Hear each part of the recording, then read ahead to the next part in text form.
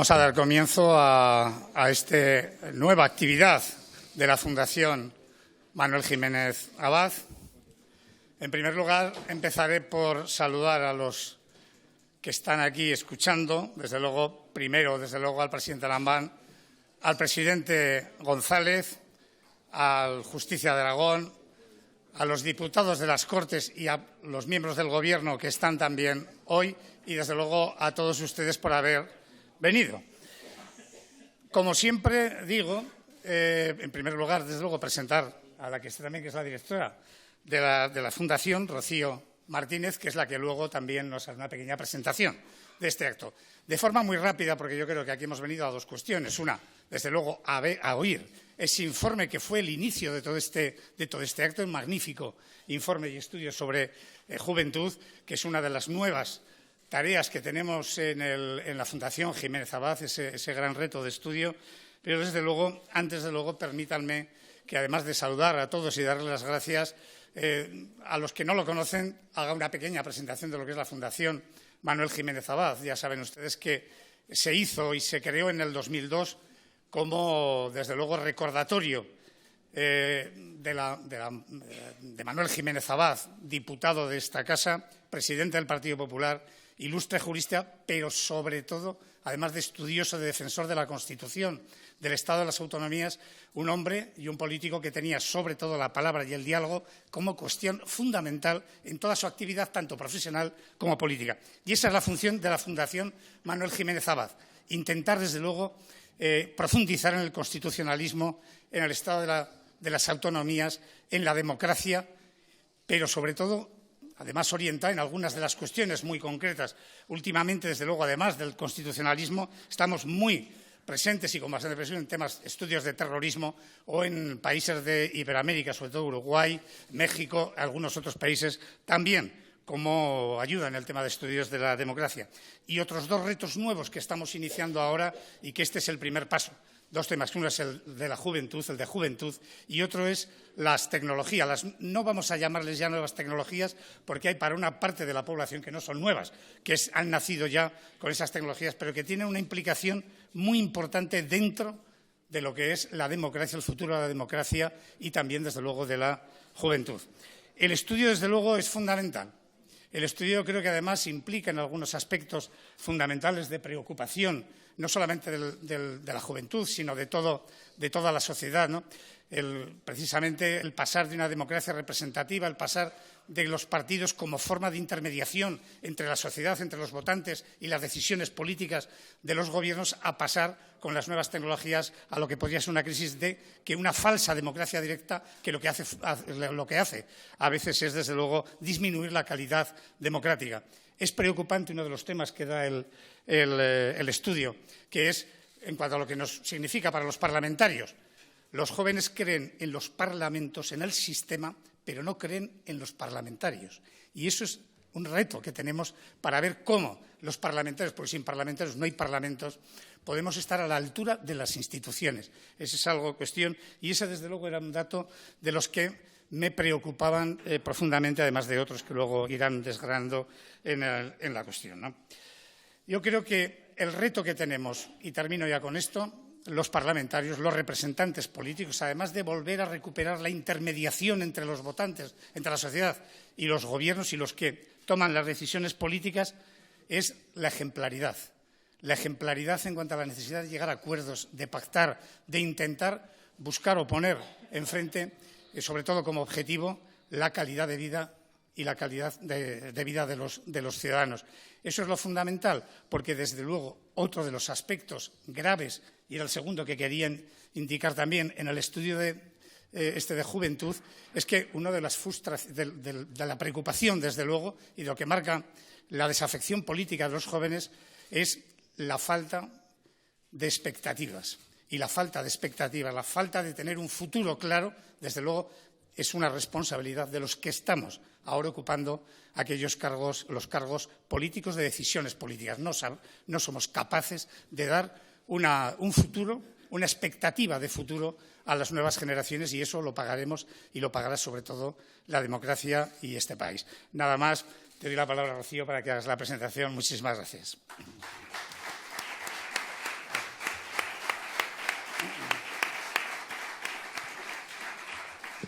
Pues muchísimas gracias, presidente, presidentes, Lambani González, diputados, miembros del Gobierno, personal de la Fundación Jiménez Abad, que nos ha cursado esta invitación, por la que estamos muy contentos de estar hoy aquí en Zaragoza.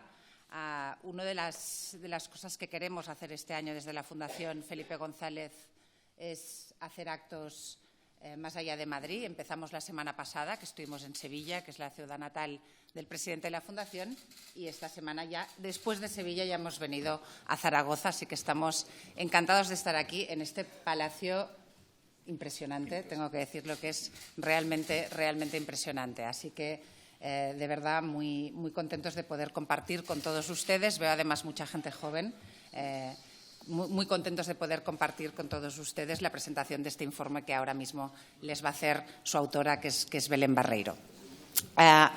La verdad, déjenme 2 minutos para contarles un poco qué es la Fundación Felipe González, que es una fundación relativamente nueva, hace 5 años que está en funcionamiento, y es una fundación que su lema es aprender del pasado y aportar al futuro. Y así se estructuran sus programas y sus actividades. Aprender del pasado, lo que intentamos es poner a disposición todo el legado del presidente González para que la gente pueda usarlo y aprender de él. Es de esta manera como entendemos que estamos contribuyendo también a este concepto de ciudadanía plena sobre el que tenemos que seguir trabajando.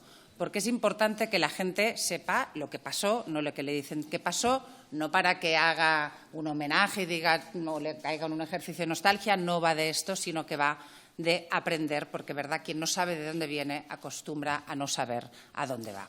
Y esta es la primera función de la Fundación y, por tanto, tenemos un archivo que es único e inédito en España porque está al alcance de un clic desde sus teléfonos y desde sus ordenadores. Es un archivo completamente online y de acceso universal. Cualquier persona, sea quien sea, piense lo que piense, viva donde viva, puede acceder a estos documentos para hacer con ellos lo que considere, pero para intentar colectivamente aprender mejor y usar nuestra memoria para algo útil para el futuro. En segundo lugar, como les decía, aparte de esta pata muy importante que le llamamos memoria cívica, que va de aprender de nuestro pasado, intentamos aportar al futuro y generar y poner en la agenda pública debates que nos parecen relevantes y, sobre todo, que puedan ser útiles para este objetivo que ha dicho también el presidente, que es hacer más sólida, o en estos momentos casi me atrevería a decir, a que no se nos pierda algo tan valioso, que es verdad que para muchas generaciones la democracia no es algo conquistado, es algo adquirido, pero no por eso lo tenemos que valorar menos y no por eso lo tenemos que cuidar menos. Tenemos varios programas en esta parte más de futuro, uno que nos gusta mucho, que se llama Palancas o la revolución de las pequeñas cosas, que se trata de aportar propuestas muy concretas y que generen consensos transversales para que nuestras sociedades mejoren. Yo le llamo el programa del mejorismo, que no es el posibilismo es un poco resignado, el mejorismo es mejorar las cosas pero con ambición y realismo. Y luego tenemos otro programa, que es del que forma parte este informe que les venimos a presentar hoy, que es el programa Genera. Genera, que tiene que ver con la palabra generación en el sentido, digamos, de edad, pero también en el sentido de generar ideas, trata de hacer algo que creo que nos falta en nuestro país, que tiene unas brechas generacionales importantes, y es entender mejor cómo es, qué piensa, qué quiere la gente joven en nuestro país. Hemos hecho varios informes. Uno que a mí me gusta mucho, que fue el primero, es un informe que se titulaba ¿Vivimos peor que nuestros padres? Porque si en la vida uno cree que el futuro va a ser peor, es cuando surge políticamente el miedo en lugar del progreso, ¿no? Y sobre eso también nos dedicamos a estudiar y comparativamente con otros países también, porque siempre es importante situarse en nuestro país en contexto con otros, porque ayuda también a entender mejor las cosas. El informe que hoy les vamos a presentar se llama CLIC, Jóvenes, Internet y Democracia, y lo que intenta es entender la relación de los jóvenes con las tecnologías, que efectivamente lo que hacen es desintermediarlo todo, tanto en el mundo económico y privado como también en el mundo público, y cómo eso afecta a nuestra visión de la política, nuestra visión de la democracia y de los instrumentos que usamos. Yo no quiero extenderme más porque a eso se van a dedicar en estos momentos tanto Belén Barreiro como el director de la Fundación Jiménez Abad. Es, insisto, un programa para entender mejor a la gente joven, para intentar luego poder proponer cosas que cierren esta brecha generacional que tenemos y para poder, en definitiva, pensar que nuestro futuro es compartido entre todos, también generacionalmente, que habrá muchas cosas a cambiar, eso seguro, pero también preservar lo que nos importa, que es esta democracia liberal, porque la alternativa, la estamos viendo en el mundo, sí existe, pero no nos gusta.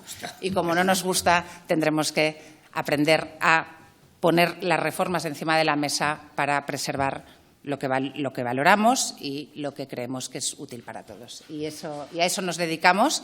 Yo les pido que entren en nuestra web, nos manden un correo, si quieren, claro. Nosotros intentaremos mantenerlos informados de todo lo que hacemos y con la intención de poder volver a Aragón las veces que sea necesario. Así que muchas gracias por su atención.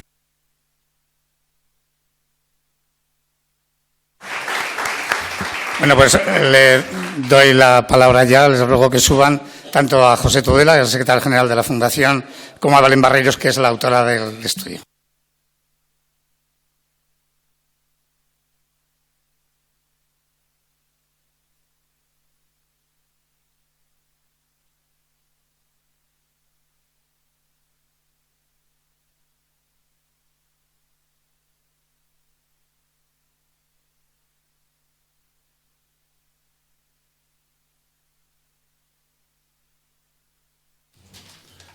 Buenos días, diputados, miembros del Gobierno, autoridades.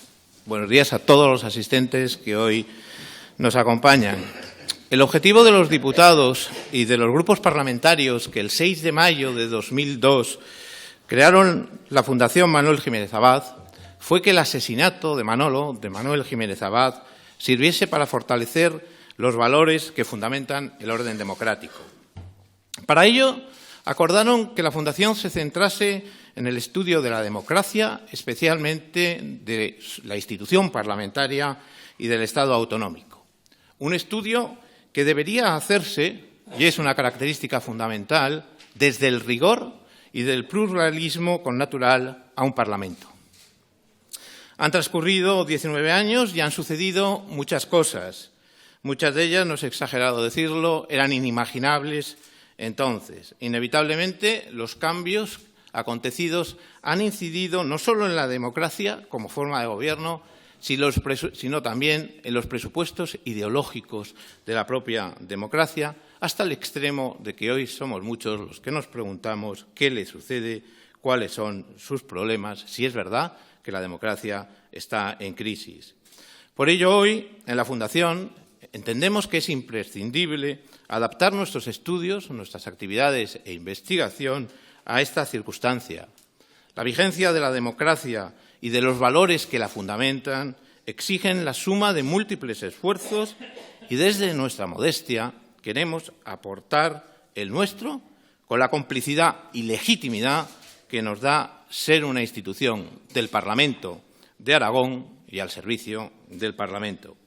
Por ello, cuando tuvimos noticia de la elaboración por la Fundación Felipe González, en el marco del proyecto Genera, de un informe sobre juventud, Internet y democracia, consideramos que teníamos una oportunidad excelente de abordar un tema de extraordinaria relevancia. Así, no puedo sino agradecer profundamente la plena disposición que para la celebración de este acto mostraron desde el primer momento doña Rocío Martínez Sampere y doña Belén Barreiro. Un agradecimiento, por supuesto, que tengo que extender a los presidentes González y Lambán, que inmediatamente se sumaron para hacer de este acto una experiencia única, aportando su saber y experiencia. Agradecimiento que siempre está, por supuesto, a la institución que nos acoge y a la que queremos servir.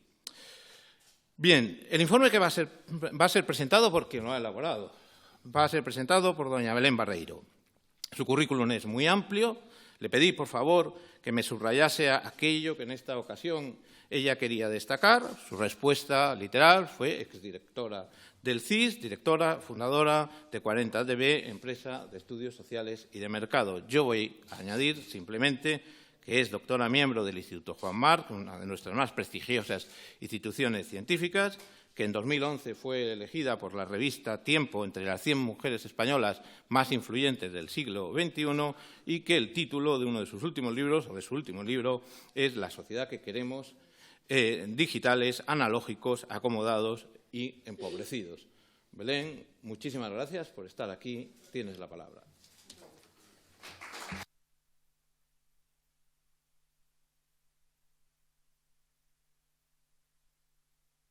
Pues muchas gracias por la invitación y por poder compartir este momento y este informe que hicimos el año pasado para la Fundación Felipe González con la colaboración de FEPS. Y bueno, yo lo que he hecho es para luego abrir debate y para abrir la reflexión, puesto que el informe literalmente se puede acceder al informe completo tanto en la página web de la Fundación Felipe González como entiendo que en la vuestra, ¿no? Y también bueno, básicamente ahí, pues lo que he hecho es unos apuntes de los hallazgos fundamentales que nos permitan abrir una reflexión sobre qué les pasa a los jóvenes. Que mucho ya se ha dicho y lo que espero es que esta reflexión que hago a partir del informe pues nos permita entenderles mejor y reflexionar sobre cuáles son esas vías de acceso a los jóvenes y qué se puede hacer para reconciliarles con la política. Bien. El informe, aviso una pequeña nota metodológica, es una encuesta, pero también es un estudio cualitativo a través de comunidades online, puesto que los jóvenes son nativos digitales, pues es un acercamiento muy fácil a los jóvenes. Por tanto, aunque no vayamos a ver casi datos, pero lo que lo fundamenta son datos y esta parte cualitativa.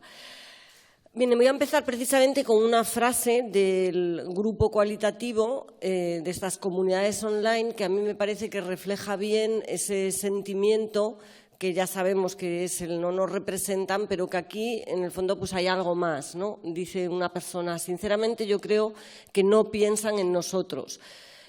A mi parecer, creo que están pensando en una persona de unos 40 y 50 años, por ejemplo, economistas y abogados.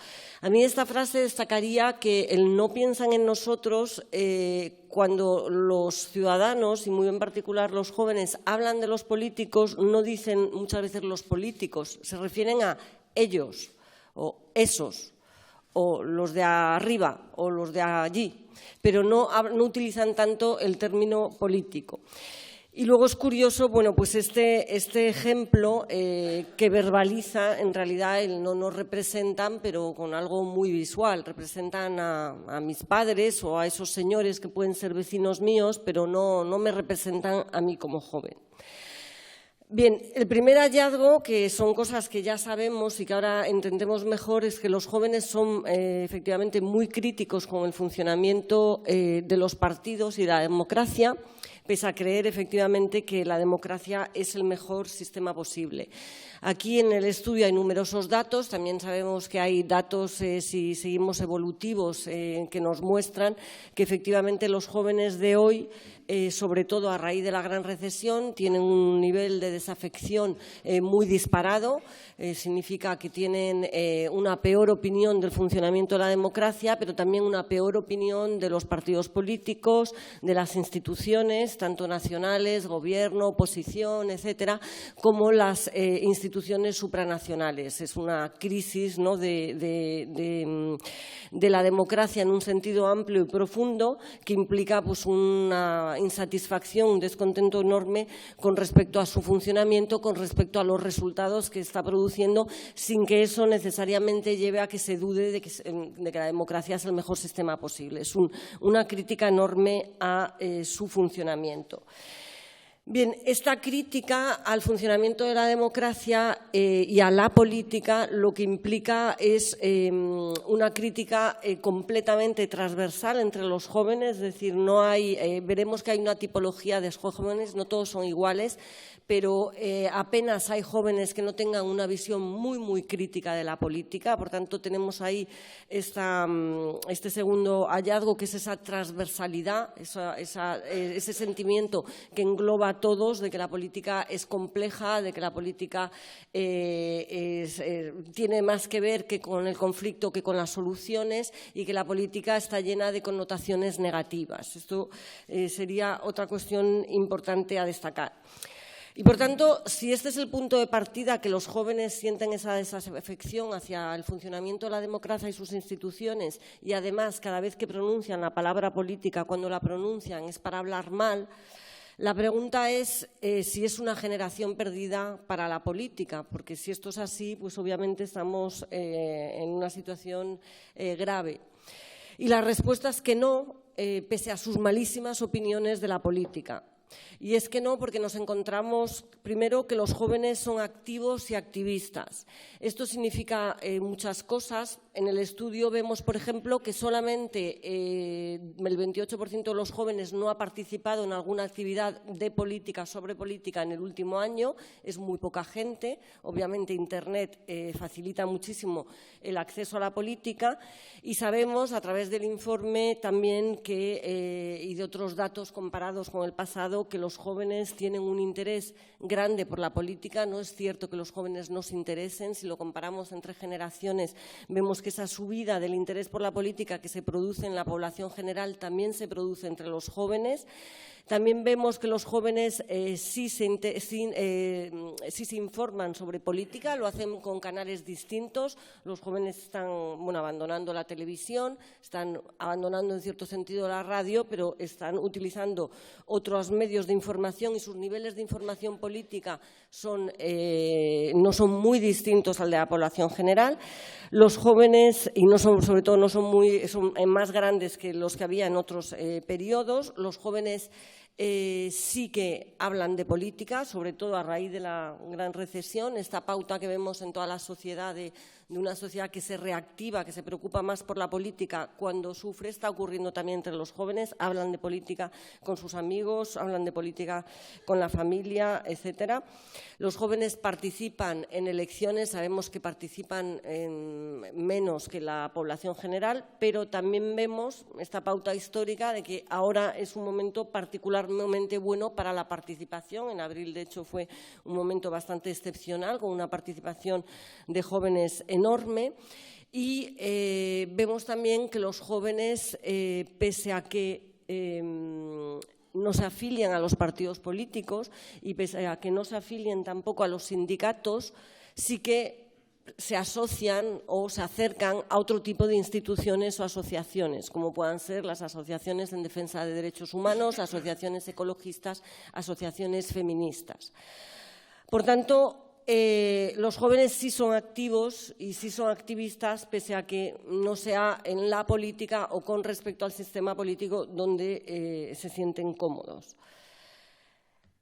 Además, los jóvenes se preocupan o tienen preocupaciones que son políticas. Y pongo aquí, aunque ellos no lo sepan, porque es verdad que ellos, cuando hablan de política en este sentido negativo. Pero cuando se hurga y se les preocupa y se les pregunta por qué es lo que a ellos les preocupa, qué es lo que les mueve, cómo ven el futuro, entonces automáticamente salen cuestiones que para ellos están muy presentes, que son la igualdad de género, como asunto absolutamente prioritario entre ellas y ellos.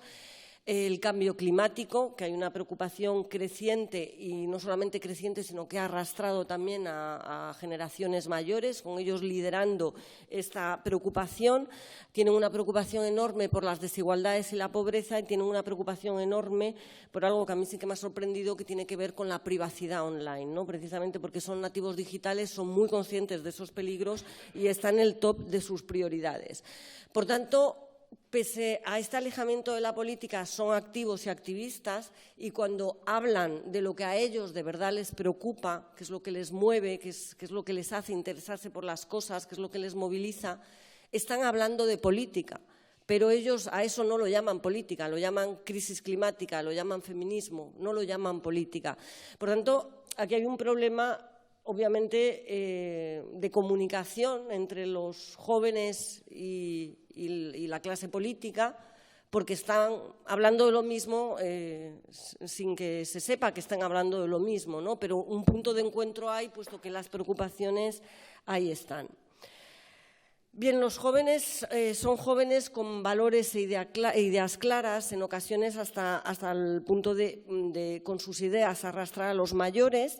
Y por hacer un breve resumen de esto que siempre se pregunta, una radiografía de los jóvenes, en qué piensan, cómo son, qué valores tienen, yo destacaría que en algunas cosas son igual que en todos nosotros, los que no somos jóvenes, son progresistas, como la mayoría de la sociedad española, un poquito más, pero tampoco de forma muy significativa, son solidarios, esta peculiaridad que tenemos en España de un país que incluso desde posiciones conservadoras o socialdemócratas hay un sentimiento muy profundo de empatía hacia los demás, de solidaridad, de importarnos el otro y lo que le pasa al otro. Esto también entre los jóvenes está muy extendido. Es una generación muy comprometida con la igualdad en todos los sentidos. Cuando se hurga tienen una idea muy clara de que merecemos todos un trato igual, de que hay que tener igualdad de oportunidades, es decir, la igualdad en sus distintas definiciones, y aquí igual que sus mayores. Por tanto, son progresistas, solidarios e igualitarios, igual que lo son el resto de generaciones. En algunas cosas van por delante en todo lo que tiene que ver con las cuestiones que afectan a la tolerancia hacia cómo viven los demás. Ellos fueron los primeros en mostrarse muy favorables a cuestiones como el matrimonio homosexual, y en general todas las cuestiones que tienen que ver con los derechos civiles son ellos los que van empujando, y curiosamente han producido un efecto dominó en la sociedad. Ellos empujaron y sus padres y sus abuelos que les escuchan pues fueron adoptando posiciones cada vez más favorables, ¿no? De manera que en los datos se ve muy claramente cómo algo que empezó dentro de los jóvenes se fue contagiando a otras generaciones mayores. Eso ocurrió en todo lo que tiene que ver con los aspectos de la tolerancia, el que dejar y que dejemos vivir a cada uno como quiera, y lo mismo ha ocurrido con la cuestión del feminismo, ¿no? Son ellos los que han empujado y son las generaciones posteriores las que de forma muy natural, sorprendentemente natural, les han seguido hacia posiciones feministas. Y luego hay cuestiones en las que van por delante y los mayores nos cuesta más seguirles, ¿no? Entre ellas, desde luego, está el cambio climático, que es verdad que en el último año sí que se está reduciendo la brecha. Los jóvenes son los que van por delante, los mayores les está costando más, y solamente en los últimos meses se ve posicionamientos más parecidos, pero con una evolución más lenta.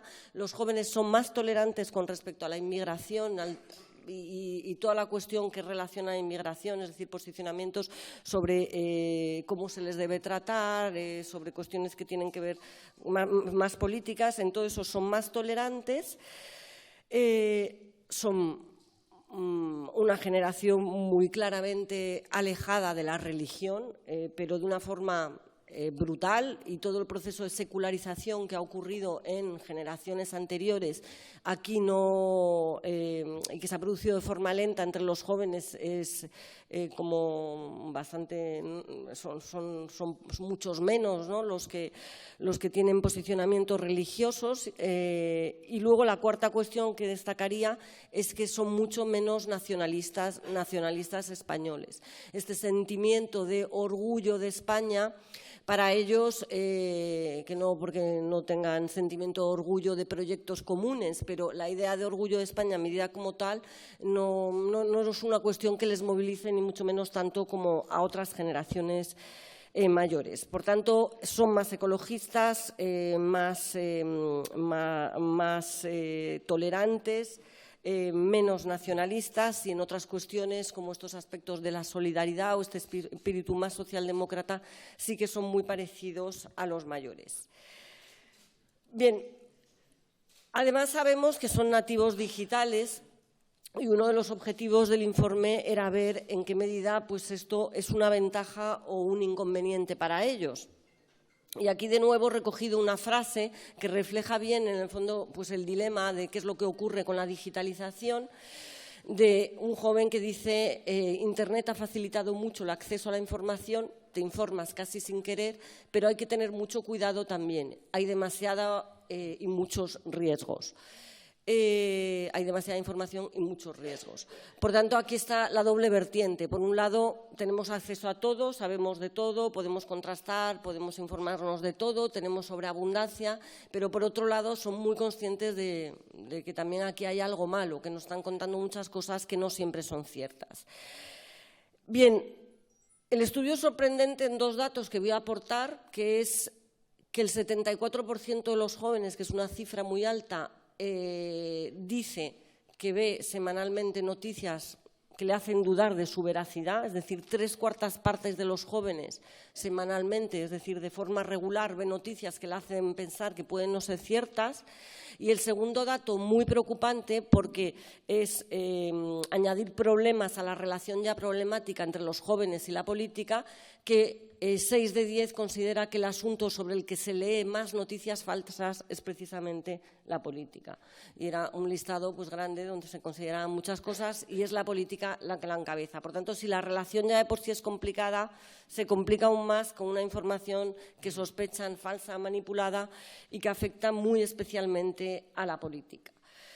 Bien, pero son todos iguales esta radiografía de los jóvenes. Podemos decir que esto es mayoritario. Tenemos además algunos jóvenes que tienen una relación diferenciada con la tecnología, con las noticias falsas, en general con la política. ¿Se puede hacer algún tipo de clasificación de jóvenes? Con esto termino, que es con esa clasificación que aporta el informe y que bueno, ahí explicamos de forma exhaustiva de los jóvenes y que yo les he cambiado el nombre un poco sobre la marcha, pero son los mismos que venían en el informe, que hay unos jóvenes que he llamado presuntuosos, otros integrados, otros soñadores y otros que son outsiders. Bien. Los jóvenes presuntuosos son los que tienen unas buenas condiciones socioeconómicas y, por tanto, aunque también tienen sus problemas con la política y son críticos con la política, porque eso lo son todos, es algo, como hemos dicho, muy transversal, tienen también este sentimiento de que ellos están en el sistema y son capaces de digamos, de no salir perdiendo, ¿no? en todos los procesos de cambio que se están produciendo. La palabra presuntuoso se refiere más a la relación, bueno, en general la relación que tienen con las cosas, pero muy también en particular a la relación que tienen ellos con las noticias falsas, porque son educados, porque vienen de familias acomodadas, porque han viajado, porque se sienten parte de esa globalización y se sienten fuertes y se sienten en ese sentido integrados. Creen que las noticias falsas, aunque estén, a ellos no les afecta, porque creen que tienen recursos de sobra para luchar contra ellas. Curiosamente, es entre los presuntuosos donde Vox saca más votantes, lo cual hace pensar, por eso he puesto la palabra presuntuoso, que en realidad tienen un exceso de confianza en su capacidad para detectar noticias falsas, que es de hecho lo que luego en el informe vemos con bastante claridad. Tienen la actitud de a mí esto no me va a pasar porque tengo exceso de autoconfianza. Esto coincide con otros estudios que estamos haciendo sobre fake news, donde vemos que las fake news son problemáticas para los que tienen exceso de confianza para los dos extremos y los más vulnerables los que están en el otro extremo. Bien, nos vamos al otro extremo, que son los outsiders, que son las partes, digamos, del grupo social más vulnerable. Son todos estos jóvenes que, por supuesto, piensan de manera mayoritaria que van a vivir peor que sus padres, muy afectados por el paro, con muy malas condiciones laborales y que tienen una relación con la política ya ni siquiera de crítica, sino de a mí esto no me va a aportar soluciones y tampoco no las voy a encontrar, ahí no las voy a encontrar, no tiene nada que ver conmigo, ¿no? Es el grupo más, digamos, con una relación más preocupante con la política. Y este grupo de outsiders son también los que son abstencionistas, o sea, si los presuntuosos, no es que sean más de Vox, porque obviamente Vox es un partido demasiado pequeño para que sean más, sino al revés, es donde Vox capta más votantes. Los outsiders, digamos, su asociación mayor está con la propensión a abstenerse, no se sienten parte del sistema, no piensan que el sistema le solucione nada, y son, junto con los presuntuosos, los que tienen más riesgo de creerse las noticias falsas por razones literalmente opuestas, porque ellos no tienen medios para defenderse de toda esa información que les abruma, ¿no? Por tanto, las noticias falsas, y yo creo que esto daría de por sí para líneas de estudio adicionales, tiene como víctimas los dos extremos, los de exceso de confianza y los de escasa confianza. Después tenemos el grupo de los soñadores, que son, no necesariamente tienen buenísimas condiciones socioeconómicas, pero sí son personas educadas, tienen una relación pues, utópica con la política, por supuesto se preocupan mucho, pero también son muy críticos, y sería el prototipo de votante más próximo a Unidas Podemos. Y después tenemos lo que he llamado los integrados, que son personas o son jóvenes críticos con la política, muy transversales en cómo son, es decir, es esta idea de lo que Ignacio Urquizu, que me lo he encontrado antes por ahí, llama el hombre medio, ¿no? Pues los integrados son los jóvenes medios, son los jóvenes que están en posiciones intermedias en todos los sentidos, ¿no? Y aquí es donde el PSOE encuentra más apoyo, ¿no? En estos integrados. Lo cual nos lleva a la última pregunta, que es ¿y qué pasa con el PP? ¿No? Porque aquí hemos dado cada grupo que se parece a distintos tipos de jóvenes. Y la respuesta, pues o sea, es preocupante también la respuesta, y es que cuando nosotros hicimos el trabajo de campo de este estudio, nos preocupaba diariamente ver los poquísimos jóvenes de derechas que nos salían en la encuesta.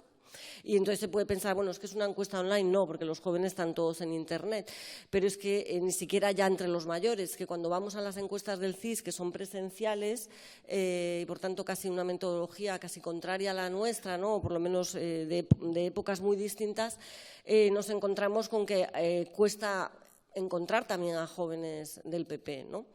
Y yo creo que esto es otra lectura importante. Aquí el PP no se le asocia, digamos, estadísticamente a ningún grupo, porque son tan poquitos en la encuesta y son tan poquitos en las muestras que nosotros estamos viendo sobre política nacional, que para tratarse del segundo partido que tenemos y del otro partido con vocación de gobierno, que tiene, por otro lado, una implantación enorme entre los mayores de 65, que es ahí donde encuentra a sus grandes apoyos, pero cuando se hace un informe de jóvenes, pues es otra mala noticia final, que es que nos encontramos una democracia pues dañada en muchos sentidos, pero donde hay un problema de alternancia, porque los jóvenes nos encontramos que si son de derechas están inclinándose hacia opciones que son más radicales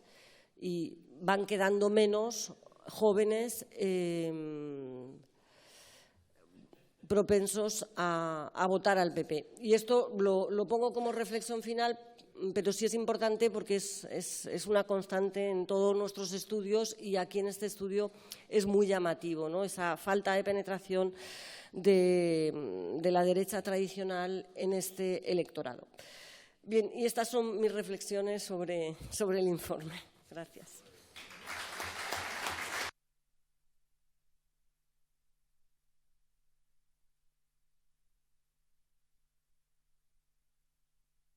Es el momento de que intervengan los dos presidentes, el presidente Sánchez y el presidente Lambán, con la moderación del presidente de las Cortes y copresidente de la Fundación, don Javier Sada.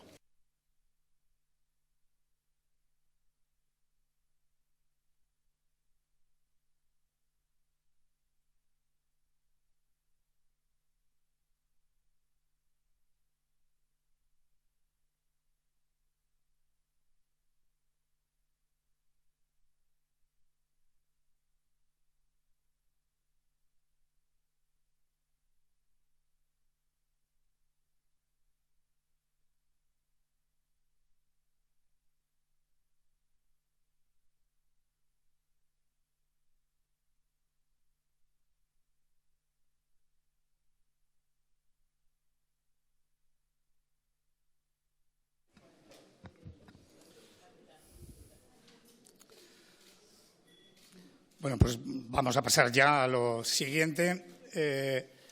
Agradecer, desde luego, la exposición de Belén, del estudio magnífico que yo creo que nos tiene que hacer repensar a todos los que estamos en política en uno o en otro sitio los retos que tenemos para que, desde luego, este país y la democracia en este país, la democracia representativa, tenga futuro. Yo creo que es importante, y yo, como he dicho ya antes, todo lo que tenía que decir sobre alguna pequeña reflexión, no voy a decir nada más, solamente una última, porque esto que se dice de la mala imagen de los políticos no pasa cuanto más cerca es la democracia, porque en el medio rural no nos pasa, y hay jóvenes en las listas de todos los partidos, del PP, del PSOE, de todos, y a la vez hay una mayor identificación con el político, porque probablemente lo conozca más de cerca. Es lo último que quiero decir. Después, decirles, desde luego, que mi presencia aquí como moderador es una, ¿para qué les voy a engañar? Poco necesita moderar, es una simple excusa para compartir mesa tanto con Javier Lambán como con Felipe González, y desde luego es una excusa para compartir mesa y para compartir las fotos. Por lo tanto, ahí termina, ya iba a terminar mi cuestión. Después de presentarlos, Javier Lambán es el presidente de Aragón, ya lo conocen ustedes. Además, me precio de ser un buen amigo y, desde luego, compartir muchas de las preocupaciones que aquí se están planteando y que él viene planteando también desde hace mucho tiempo sobre los retos de la democracia. Y de Felipe González, desde luego, presidente del Gobierno, es un honor para esta casa, pero para mí personalmente, tener una parte importantísima de la historia de España aquí presente y compartir, desde luego, este momento. Simplemente recordar una pequeña cuestión. Yo tuve el privilegio de estar como público con mis padres en el Hotel Palace, abajo, con muchísima gente, celebrando esa dosis de emoción que daba en el 82 esta democracia recién estrenada y todos los retos que se venían por delante. O sea, que allí lo vi por primera vez, creo, lo vi bastante de lejos, unos 300 metros, pero vi la famosa imagen en directo y junto con mi familia. Nada más. Yo creo que es un poco el modelo, es el que quieran ellos, el que elijan ellos, y, por supuesto, del moderador tienen absoluta libertad para cortarse, para interrumpirse o para hacer lo que ustedes deseen. Mi objetivo como moderador está ya cubierto. Javier Lambán tiene la palabra. Presidente González, presidente Sada, miembros del Gobierno de Aragón, Justicia, diputados de las Cortes de Aragón, queridas amigas, queridos amigos, los que me conocen saben que soy poco propenso, que soy bastante austero en el ejercicio del elogio a los políticos. Incluso soy austero en el elogio a mi secretario general actual. También voy a ser austero en el elogio que le voy a tributar a Felipe González. Yo, la primera vez que oí a Felipe no fue en el Palace, fue algunos años antes, concretamente en el primer mitin público que hizo en Zaragoza en junio de 1977. Yo entonces era un joven anarquista, aunque pacífico, lúdico y poético. Fui con algunos pequeños energúmenos como yo al mitin, con ánimo, Felipe, francamente hostil. Oímos a los oradores que dieron comienzo al acto, luego oímos a Felipe y fue tal la fascinación que entramos anarquistas y salimos socialdemócratas. Desde entonces, y esto no es un elogio, es una constatación, Felipe González jamás me ha decepcionado. Felipe es, sin duda alguna, el político español, el hombre de Estado más importante del siglo XX. Pero eso, dada nuestra historia, tampoco sería un mérito excesivo, si no fuera porque, además, Felipe es uno de los principales constructores de la Unión Europea, que, por cierto, Belén, es una de las instituciones que más respetan y que más valoran los jóvenes de tu estudio, lo cual es un elemento bastante gratificante. Felipe es un hombre conocido en el mundo, Felipe es una referencia internacional, pero como he dicho que no lo iba a elogiar, me quedo aquí y ya no digo ni una sola palabra más. Eso sí, les reconozco que me abruma mucho tomar la palabra en este acto, hacerlo antes que él, y desde luego no seré yo quien trate de marcar la pauta del debate. Evidentemente, es el propio Felipe el que la debe marcar, y yo trataré de estar a la altura de las circunstancias, más que lo que les voy a decir en las posibles interpelaciones que él me pueda hacer. A la luz del estudio de Belén Barreiro, la juventud española actual es una juventud a la que en modo alguno podemos menospreciar, sino todo lo contrario. Es una juventud consciente, incluso consciente de las debilidades de las redes, de las debilidades de Internet, de las debilidades de la sociedad digital en las que ellos se desenvuelven como pez en el agua. Los jóvenes son una generación vinculada por decisión propia a valores más que a elementos puramente materiales, pero plenamente conscientes de que han nacido en una época de cambio, plenamente conscientes de que viven en un mundo que no les ofrece sino incertidumbre e inseguridad, lo cual para cualquier demócrata, pero máxime si milita en un partido como aquel en el que yo milito, es un elemento muy preocupante que nos interpela directamente, porque si alguna razón de ser tiene el socialismo democrático, además de generar marcos de igualdad de oportunidades, es justamente la de ofrecer seguridad existencial a las gentes, seguridad existencial para su bienestar material presente y seguridad para su futuro. El estudio, en los ratos que he tenido libres en los últimos días, lo he visto por encima. Belén, te felicito, me parece un estudio francamente interesante que, insisto, tiene como elemento esperanzador la calidad humana de nuestros jóvenes y tiene como elemento absolutamente devastador la imagen que los jóvenes tienen de la política en general y de nosotros en particular. Desde luego tienen bastante mejor idea y mejor opinión del Parlamento que de los parlamentarios, mejor opinión de las instituciones de que quienes las gobernamos, aunque, insisto, y eso me pareció muy relevante, la Unión Europea, la institución europea, es, sin ningún género de dudas, algo que a los jóvenes les interesa más que cualquier otro ámbito. La opinión, insisto, es demoledora. Su opinión de la política es absolutamente negativa. Pudo haber una oportunidad de reencuentro de los jóvenes con la política a raíz de las nuevas expresiones que surgieron como consecuencia de la crisis, pero rápidamente esas nuevas expresiones se han disuelto en la imagen de la vieja política y hoy, no sé, al menos como expresión fehaciente de algo que les resulte a ellos esperanzador, no existe absolutamente nada. Son curiosas las gradaciones de sus preocupaciones. Me llamaba la atención, y lo ha dicho Belén, que a ellos les preocupa más, por ejemplo, la privacidad online que otro tipo de cuestiones, lo cual habla mucho en favor de ellos. Les preocupa la igualdad de género, al menos en esa gradación que se hace y se puntúa. Les preocupa, a continuación, la privacidad, les preocupa el cambio climático y les preocupa, en cuarto lugar, las desigualdades sociales y económicas. Su fórmula preferida de participación es la participación online, lo cual nos debe alertar a los políticos y a los partidos políticos de qué tipo de cauces hemos de estimular para hacer llegar las políticas y los mensajes y, a su vez, para recibirlos, aunque nos tiene que preocupar que las fórmulas tradicionales de participación, y que son absolutamente imprescindibles e insustituibles, como son las fórmulas de participación a través del voto, no gozan, en mi opinión, del predicamento necesario. En Internet y en Facebook, la atención que merecemos, a pesar de lo que a veces nos esforzamos imaginándonos twitters y demás tweets, es bastante lamentable la que tenemos los políticos. Apenas un 13% de los muchachos se ocupan de lo que nosotros decimos en los TIS, y bien que a veces ponemos mucho interés en resultar originales y llamativos. La mayoría desconfía de los partidos políticos.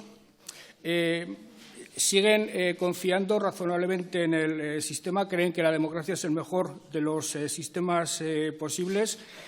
pero, y este es un elemento bastante preocupante para muchos de los aquí presentes, los jóvenes creen que la representación política se puede desarrollar a través de fórmulas alternativas a los partidos. Y eso, insisto, es para mí muy preocupante, porque defensor como soy de la democracia liberal, a la que no se le ha demostrado alternativa razonable, y defensor, por tanto, de los partidos políticos, que en mi opinión es la única manera de articular la participación política, si esto está en quiebra entre los jóvenes, es decir, entre la generación que dentro de algunas décadas tendrá sin ningún tipo de dudas la responsabilidad de la gobernanza del país, el dato es, en mi opinión, francamente preocupante.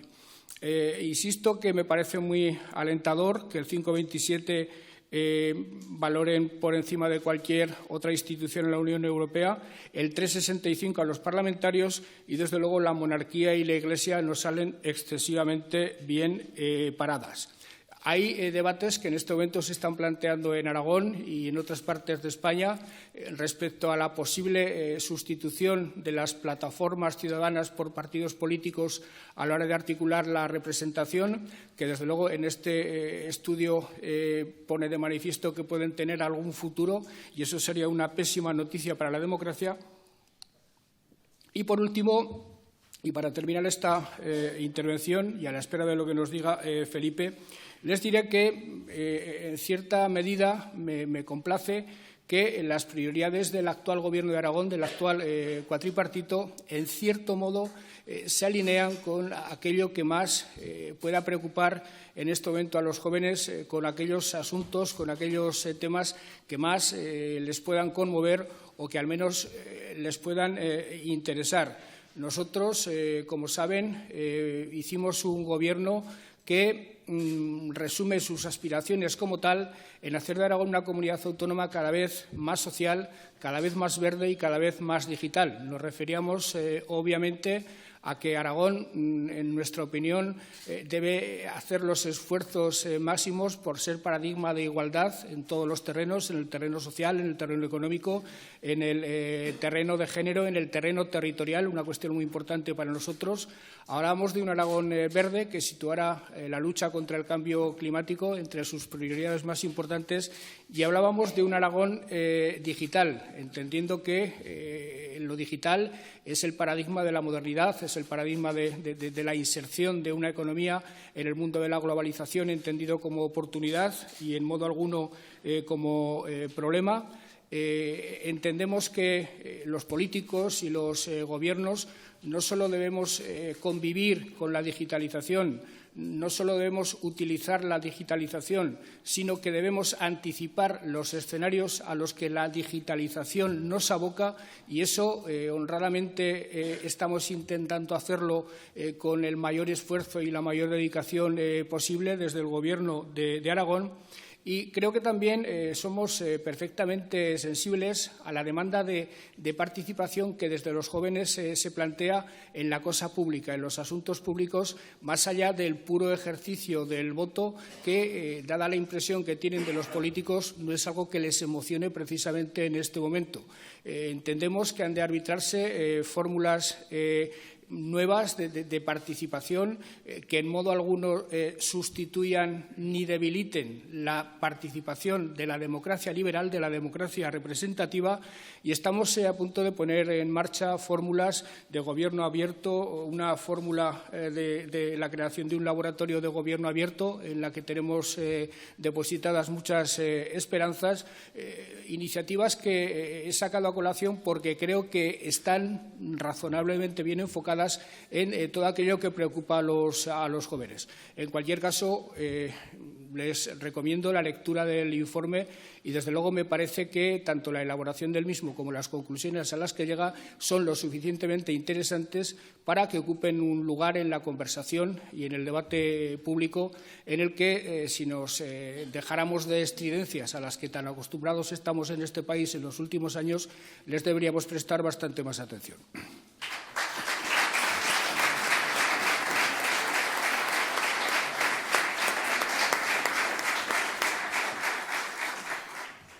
Bueno, gracias, presidente de la Fundación, gracias, presidente Aragón. Bueno, Bueno, yo en estos tiempos cumplo 25 años que salí del gobierno, pero siempre que hablo de la política me estoy identificando, que es a contracorriente de la historia, con la crisis de representación, con la crisis de gobernanza, la democracia representativa, y oyendo a Javier, él habla de estridencias. Yo nunca he vivido en ningún momento en que se hable más de momentos históricos y, tal como yo los identifico, en el 95% de los casos me parecen más histéricos que históricos. Pero hacemos de lo histérico histórico, ¿no? Bueno, esta es una conversación que de vez en cuando recuperamos a través de algunos estudios, curiosamente, pues con Belén Barreiro y con Rocío. Hace poco tiempo hablábamos de los millennials, ¿verdad? Belén, el estudio sobre Europa. Yo primero quiero deciros que no es un problema solo nuestro, aunque el mal de muchos sea un consuelo de tontos. Hice una larga entrevista antes de ayer, porque están invitando a ir a Chile. Ya saben, aunque sea distante, geográficamente no es tan distinto, es próximo a nosotros, aunque ahora se discuten mucho de esas cosas. En la última gran elección general en Chile, de la que sale el presidente Piñera, participaron el 47,5% del electorado. Chile es un país, digamos, bastante conocido de nosotros. Bueno. Por tanto, los problemas de representación surgen de una gran paradoja que trataba de exponer, de decir, bueno, ¿qué nos está pasando? ¿Qué le está pasando al mundo democrático, que sigue siendo minoritario en relación con el mundo? Minoritario. Yo creo que las democracias están amenazadas, están en peligro. Y normalmente, además, reaccionamos o recuperamos una cierta épica de lucha por las libertades y por la democracia cuando no la tenemos. Pero cuando la tenemos como algo más, pues desaparece, por fortuna, la estridencia o la épica, pero a veces nos descuidamos, nos despreocupamos. Y como en la Fundación Jiménez Abad se habla también de la defensa de los valores de la democracia, de la Constitución, estatutos de autonomía, etcétera, es una manera de entender la democracia, que es la manera de entender la democracia en el marco de unas reglas de juego pactadas. Eso es la Constitución, esos son los estatutos de autonomía, ese es el ordenamiento jurídico. Lo que trata de violentar eso o escaparse de esas reglas de manera no pactada, porque también se cambian las reglas a través del pacto constitucional y está previsto, lo que trata de escaparse de eso, como mínimo, es menos democrático. Y un buen ejemplo es lo que dice, lo que acaba de decir hoy otra vez Trump, ¿no? Da igual, ¿no? Dice, la justicia soy yo. Dice, bueno, no está mal, ¿eh? La justicia soy yo. Estas cosas que estamos oyendo de gente que hablan en nombre de todos y no representan más que a una parte o una pequeña parte, o que hablan en nombre de la libertad para limitar la libertad de todos los demás. Esto es un fenómeno que se está generalizando y hay ya mucha literatura. Yo dediqué un año en la Universidad de Sao Paulo, que me engancharon a hacer un curso. Me pidieron de qué quería hacerlo, ya hace varios años, y les di el título imposible de publicar, digo, de publicar, no de vender, cuando se publicó el libro, era Crisis de gobernanza de la democracia representativa. Por fortuna, los editores dijeron, ¿no sería mejor titularlo ¿Quién manda aquí? Porque venderíamos algo más. Si no, no va a salir de las universidades. Lo digo por todos los representantes que hay aquí de los ciudadanos, a los que saludo amablemente. Coincidió ese año allí, un año muy turbulento, era el año del impeachment contra Dilma Rousseff, que finalmente además fue destituida, y yo, la coincidencia, en una universidad, la más grande de América Latina, y una universidad bastante tensa, y esto, con ese acontecimiento político que tenía a todo el mundo pendiente, pues me llevó a conocer directamente, presencialmente, que ninguna de las razones del impeachment se discutieron en el Parlamento. Por tanto, la decisión no tenía nada que ver con las razones del impeachment. Naturalmente, en el debate parlamentario pues había muchas apelaciones a Dios, que además lo debemos tener absolutamente desconcertado, porque las posiciones más contradictorias decían que Dios estaba con ellos, como decía Bush en la guerra de Irak, pero también decían los iraquíes. O sea, si Dios está con unos y con los contrarios, el desconcierto debe ser enorme. Por tanto, veamos. Yo creo que hay una crisis de representación que arrastra una crisis de gobernanza a la democracia representativa. ¿Cuál es la mayor paradoja entre las muchas que estamos viviendo? Los problemas que detectan los jóvenes como problemas que les preocupan, les interesan y los comprometen, distintas variantes, son los grandes desafíos políticos que tenemos. Lo pueden llamar como quieran, pero son los grandes desafíos políticos que tenemos. Algunos, digamos, consecuencia de la crisis y otros nuevos, da igual. Porque si se ven las movilizaciones en el campo, bueno, se dice de todo, pero ¿tienen razón los agricultores? ¿Englobamos a todos los agricultores? Bueno, yo he hecho por mi cuenta, como no tengo responsabilidades políticas directas desde hace 25 años, los precios nominales de los productos básicos de la agricultura, ahí me voy a incluir para que no haya cortes comerciales en mi intervención, son iguales o inferiores los nominales que los que se cobraban hace 40 años. Aparte de paradojas que son universales, a mí me cuesta trabajo entender por qué un litro de leche de cualquiera de los animales que la producen, normalmente lo identificamos con las vacas, vale menos que un litro de agua mineral. Me cuesta trabajo entenderlo, pero esto ya no es un problema nuestro, ¿no? Entonces, ha habido épocas en que se ha aliviado eso, cuando andábamos peleando ahí con fondos estructurales, fondos de cohesión, nuestra participación en las ayudas de la PAC y eso, aliviaba la tensión. Pero por eso digo, no quiero hacer un referente solo a algo que es más fácil de medir.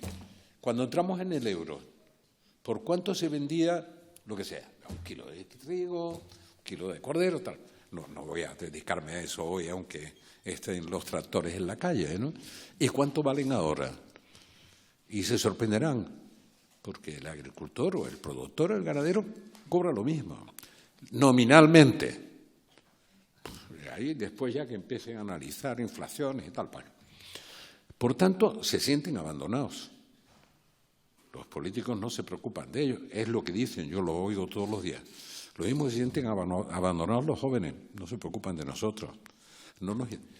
Por tanto, tenemos primera paradoja, se preocupan de los mismos problemas que yo, que llevo 25 años fuera del gobierno, me preocupan.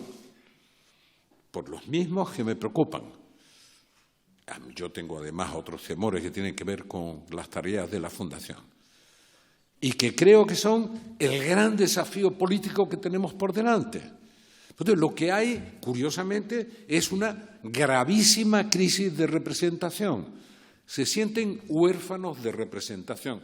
No se engañen, incluso los diputados que estén representados aquí, que somos más o menos representativos. No. La crisis de representación es erga omnes de los partidos viejos, de los nuevos que se han envejecido demasiado rápidamente, o de los que ya nacen viejos, de todos. No se engañen, hay una grave crisis de representación. ¿Podemos corregir esa crisis de representación?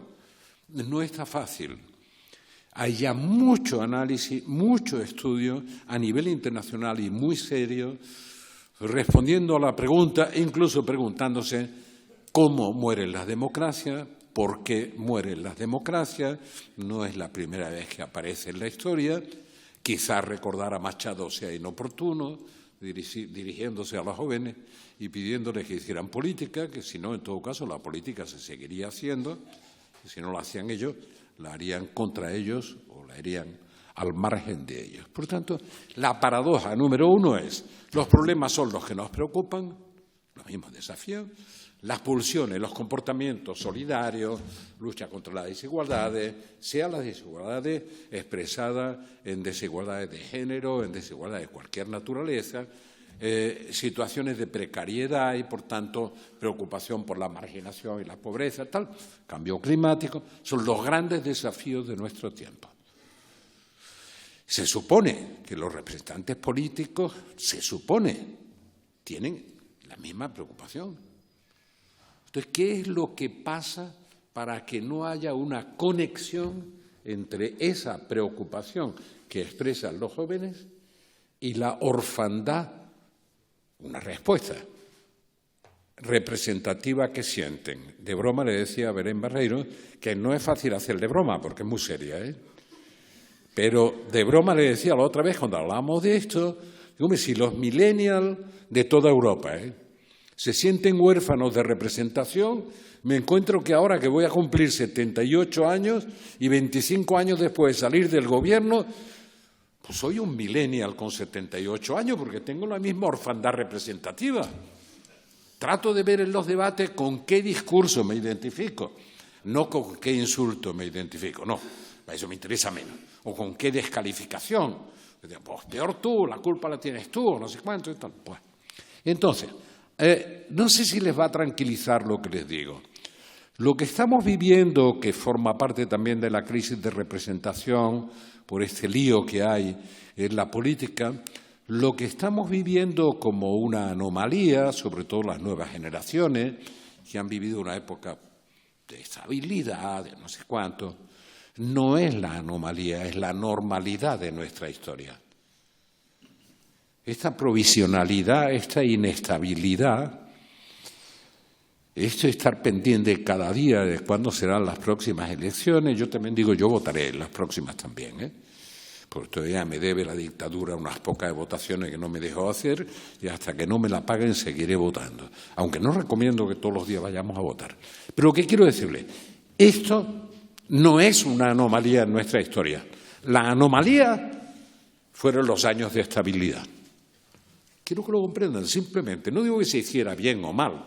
Hasta ahí podría llegar que defendiera yo ahora el Sistema Nacional de Salud, que decía Rubalcaba la última vez que hablamos. Tú y yo sobrevivimos gracias al Sistema Nacional de Salud que montamos. Lo cual debe ser verdad. Yo ando con un marcapaso de hace 4 o 5 años, que es el menor de mis problemas. Por lo tanto, pues debe ser verdad. Pues voy a defender eso. No, ya lo defienden los que me critican. Los que me critican ya lo defienden. Se movilizan para defender el Sistema Nacional de Salud. Pero al mismo tiempo, digo, las críticas ya se están matizando. Ahora oí decir el otro día a un representante del grupo de Unidas Podemos, que se había ido de Unidas Podemos, no sé qué, que era el grupo anticapitalista y tal, que la razón principal era el pacto con los socialliberales. Me imagino que sería el pacto con el PSOE. Pues debo decirle a los que han hecho el pacto, yo no tengo ninguna responsabilidad política, que deben sentirse contentos porque hemos mejorado nuestra condición. Hace un siglo éramos socialtraidores, ahora somos socialliberales, no está nada mal.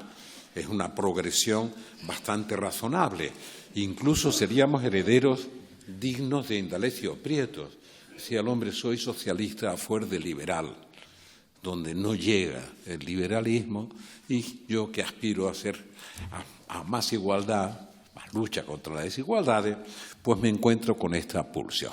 Por tanto, verán, no es una anomalía en términos históricos.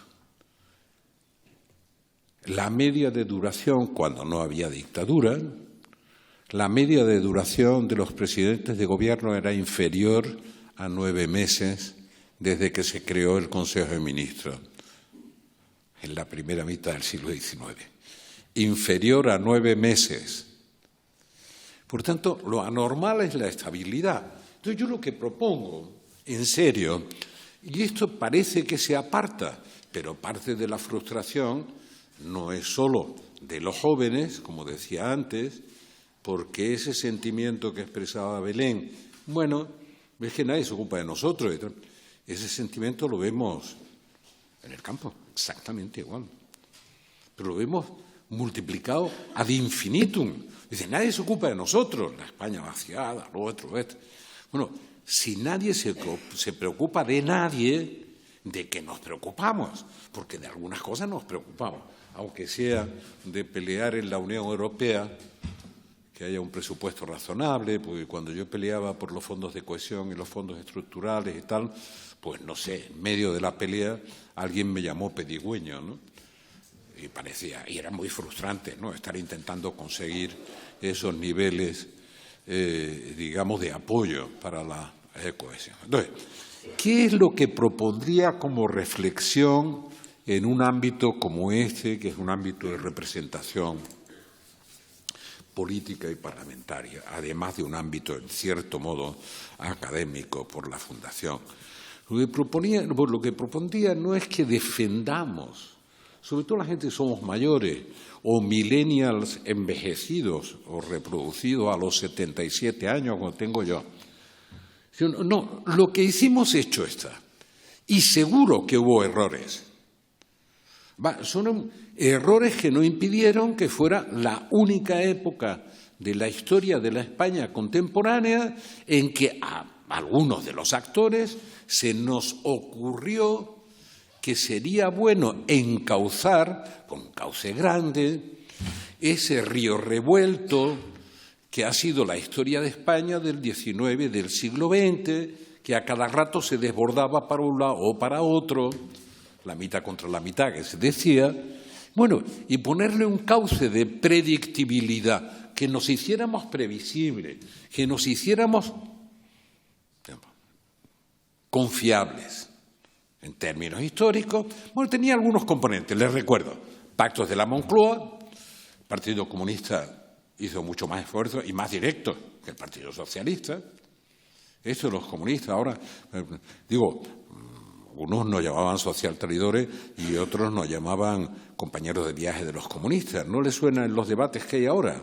Social comunistas, social liberales, es una cosa un poco de loco. Bueno, ahí hubo unos pactos de la Moncloa, hubo unos pactos constitucionales con gran aportación, entre otros, de Jordi Solé Tura, fantástico constitucionalista, entre otros, y hubo unos pactos con Europa, los tratados de adhesión. Les recuerdo solo como brochazo, el único Parlamento europeo que votó por unanimidad el tratado de adhesión fue el Parlamento español. Pero imaginemos que esos son elementos de encauzamiento de nuestra turbulenta historia del XIX y de una buena parte del XX. Bueno, ahora habría que preguntarse cómo se reconstruyen, cuáles nos quedan, cómo se renueva ese compromiso, que yo no pido, repito, no defiendo lo que llaman la tontería. Eso lo sabe muy bien Rocío. La Fundación nace de una especie de requerimiento de mi hija María y dice, a mí me debes una explicación y a mi generación también, para que lo que pasó se sepa y se sepa con base documental. Porque como sé que no vas a hacer memorias, por lo menos déjame que montemos. Y así empieza esta aventura de montar una fundación para decir, aquí está disponible. Obviamente, como vivimos en la edad de la transparencia, he recibido muchas críticas por hacer transparente esa documentación, esa base histórica. Es una de las grandes paradojas que siempre sufre uno. ¿Y por qué tiene que hacer público? Perdone, parecía que estaba haciendo un favor a los transparentes, ¿no?, que cada vez son menos transparentes. Pero entonces, digo, lo que pretendo es que analicemos, como diría Vargas Llosa, en qué momento se nos jodió el Perú, en qué momento se nos desbordó el río y para dónde. Y cuáles son los elementos que podríamos utilizar proyectivamente, en lugar de andar todo el mundo preocupado, angustiado, inquieto de una parte o de otra, o contento, pero un ratito contento y otro ratito preocupado, ¿con qué elementos de prospectiva podríamos y deberíamos contar basándonos en lo que hemos hecho, los principios fundamentales de nuestra convivencia democrática, constitución, descentralización autonómica? ¿En qué momento la descentralización amenaza con ser centrifugación en lugar de pura descentralización? ¿Cuáles son las relaciones de lealtad que impiden que se confunda descentralizar con centrifugar y, por tanto, romper? ¿Cómo construimos esos elementos de lealtad? Tenemos base para hacerlo. O, dicho en otros términos, ¿a qué pactos habría que llegar inevitablemente transversales?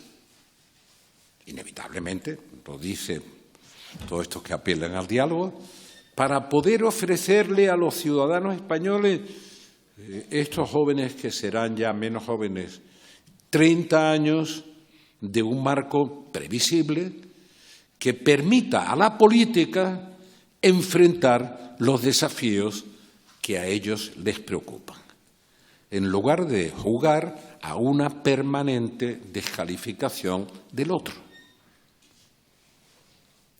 ¿Dónde lo podemos buscar? Esa es mi propuesta. Mi propuesta no es reivindicar lo que hicimos. Lo que hicimos ya está hecho, se acabó. Y ya, pues los historiadores dirán y lo evaluarán. Digo de los historiadores, no hablo de los oportunistas que descontextualizan los acontecimientos diciendo 40 años después que ellos sabían que se iba a caer el muro de Berlín, pero no se lo dijeron a nadie, ¿no? Esto no me interesa. Me interesa la gente que se tome en serio la historia si la historia sirve para aprender qué no debemos hacer o cómo mejorar lo que hicimos. Pero en eso el mejor autor sería Mota, ¿no? Como humorista, ¿no? Y esto es lo que yo hago, lo que yo hice, mejóralo. Bueno, eso es lo que hay que hacer. Y cada época de la historia hay que rendir cuentas así. Cuando llegué, estábamos así. Cuando salí, había contribuido a estar un poco mejor. Y el que venga en el otro periodo, que por favor haga lo mismo. Ni siquiera yo era Adán y Eva y aquí empezó la historia y este es el momento y es una revolución. El adanismo no lleva a ningún lado de verdad en política, al contrario. Es más destructivo que constructivo. Lo único que les pido es que tengan la oportunidad, que creen la oportunidad de decir lo que entregamos es mucho mejor o bastante mejor o algo mejor que lo que recibimos. Entonces, tenemos que prefigurar nuestro futuro. ¿Los valores están en la Constitución? Sí. ¿No les gusta alguna parte de la Constitución? Que la reformen. ¿No les gusta la Constitución, que es, por cierto, no militante? Cuando lo dije la primera vez, Rocío le llamó la atención, decía, mira, está bien. Bueno, como ahora lo dice mucha gente, ya estamos más tranquilos, Rocío? ¿Qué significa una Constitución no militante? A diferencia de la Constitución alemana, que inspira la nuestra, la Constitución alemana era militante contra Hitler y contra el comunismo. Y la Constitución americana, dentro de su juramento, no sé si se habrá atrevido a hacerlo Trump, compromete a los que juran respetar, cumplir y hacer cumplir la Constitución, los compromete a defenderla contra todos sus enemigos. Y, sin embargo, la Constitución española no declara enemigos, de tal manera que el último paso que hicimos en el Parlamento por las promesas o juramentos, lo menos era acatar la Constitución por imperativo legal. A partir de ahí, cada uno decía por qué estaba en contra y qué le gustaría hacer en contra o cambiar. Y nadie tenía la obligación de decir y juramos defenderla contra todos sus enemigos, que algunos se manifestaban como enemigos. Pero da igual. Esa Constitución nos da los fundamentos también para cambiarla, pero no permite a nadie, que nadie se engañe, no permite a nadie saltársela. Y si alguien se desvía De eso, por un perímetro o por otro, da igual, ahora no estoy juzgando a unos o a otros, pueden reiniciar su camino de Damasco para situarse dentro de ese cómodo perímetro, no para aceptarlo, también puede ser para intentar cambiarlo, pero no pueden pretender que los que respetamos el pacto y las reglas de convivencia no salgamos de ese perímetro para darles satisfacción. No pueden. Ni pueden ni deben. Y nosotros ni podemos ni debemos consentirlo, como ciudadanos, ya no estoy hablando de políticos. Por tanto, no hay nada más peligroso que los que rompan el perímetro de la convivencia lo hagan en nombre de no sé qué democracia, pues no hay más democracia que la que se vive representativamente dentro de un marco tan amplio y tan incluyente como la Constitución, los estatutos de autonomía y el ordenamiento jurídico, porque provocarán que otros se sientan legitimados para hacer lo mismo por otra parte. Y una pequeña nota que es curiosa. Miren, cada vez que un tribunal europeo resuelve que somos el país con menos recursos o con menos recursos perdidos, para entendernos, menos intervenciones de todos los grandes países europeos y de algunos pequeños. O sea, hay poca revisión del funcionamiento del Estado de Derecho en España.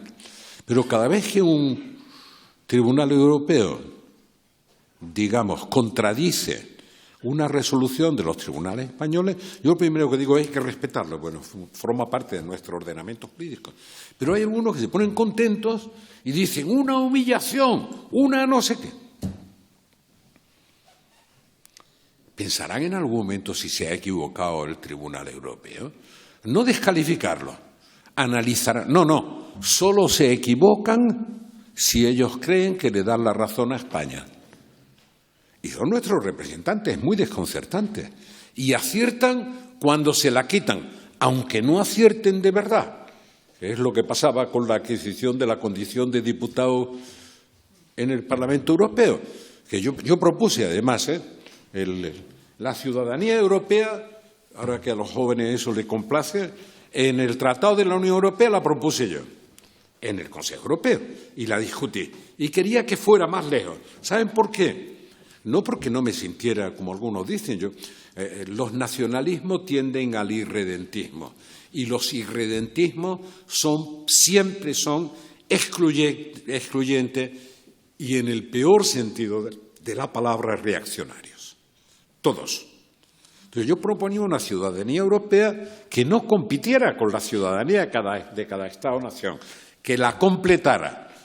Y que cuando le diéramos más poderes al Parlamento Europeo, el demos tuviera, como es natural, reglas de ciudadanía con accesos comunes. Hasta ahí no llegamos. Aumentaron los poderes del Parlamento Europeo, pero el acceso al Parlamento, las condiciones para acceder a parlamentario europeo, seguían siendo y son nacionales. Por lo tanto, es altamente probable que el Tribunal de Justicia Europeo se haya equivocado. Ni siquiera lo estoy asegurando, digo altamente probable, porque no hay una regla común de adquisición del carácter de parlamentario europeo. Y no es un olvido, es que los Estados-nación se resistieron más a eso que a aumentar los poderes del Parlamento Europeo. Ya me estoy extendiendo mucho, como verás, pero verás, la paradoja inicial, deberíamos estar atentos, es que los ciudadanos jóvenes, y no tan jóvenes también, y de otros sectores, no se sienten representados, pero tienen las mismas preocupaciones que la mayor parte de los políticos en activo que conozco tienen. Por tanto, esa desafección o esa distancia es un problema verdaderamente grave de incomprensión. No se puede resolver, se lo oí decir el otro día a un político que tenía pocos resultados en el País Vasco. Y pertenece a la nueva generación de partidos, da igual, podía ser de los antiguos. Y no se puede resolver diciendo, como decía esto, y dice, no. Y bueno, ¿y ustedes por qué no sacan representación en el País Vasco? Dice, bueno, ese es el coste que tiene decirle la verdad a la gente. Digo, acabáramos. Si esa es la definición de la democracia, es de buena fe, lo decía, de buena fe. Si le contamos la verdad a la gente, no nos votan. Es una cosa verdaderamente impresionante, ¿no? Es decir, bueno, de verdad, hay alguien que pueda sentirse representado por una persona que dice semejante disparate. Tenemos que estar atentos, en serio. Tenemos que comprender que la crisis que estamos viviendo, yo hace 5 años decía de broma, en 2016 tendremos un parlamento a la italiana, pero no tendremos italianos para gobernarlo, ¿verdad? Y en Italia eso creó mucho escándalo, me preguntan mucho. Bueno, es bastante verdad. Seguimos sin saber hacer eso. Y yo no propongo fórmulas lampedusianas, de cambiarlo todo para que no cambie nada. No.